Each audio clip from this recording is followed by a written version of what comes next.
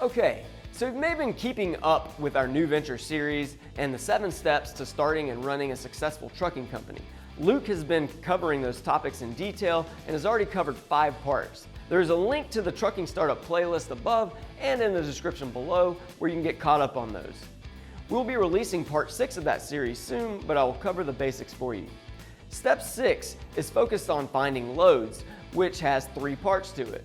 First, you need to understand the 3 different types of freight. Second, you need to understand the different methods you can use to find loads. And third, you should know how to negotiate with shippers. The 3 types of freight you need to know about are contract freight, spot market freight, and relationship freight. Contract freight, also called direct shipper freight, is a type of fixed, long-term truckload pricing that makes up 85% of all loads. This is a safe way of ensuring you are getting loads by having shippers commit to a certain load volume, while as a carrier you offer a fixed transportation rate. This can have its downsides for carriers because if the market shifts and costs rise, they are locked into that previously contracted rate. Spot market freight is used to find rates for a last-minute shipment or expedited loads. These loads are available on the market for a very short time and can be gone within 60 seconds of being offered by freight brokers. A trucking business shouldn't rely on this type of freight completely, as it is very competitive and rates are unpredictable and constantly changing.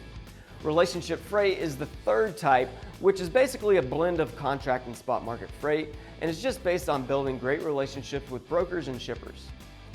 By doing this, you prove that you are consistent and reliable, and as a result, they will start offering you premium loads. As I mentioned, we do have a much more detailed video on this topic, so please make sure to watch that. Find it in the Trucking Startup playlist.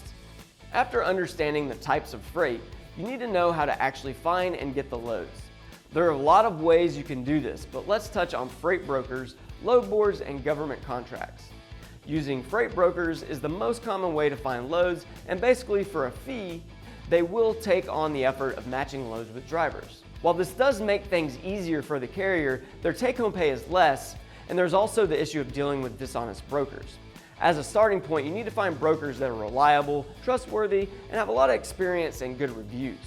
Those are the ones you want to develop good relationships with. Load boards are another popular method and are a great way to grab quick loads that might allow you to get back home without deadheading for too long or to move to more profitable lanes. If you can't get a good load from a broker, then load boards are a great second option.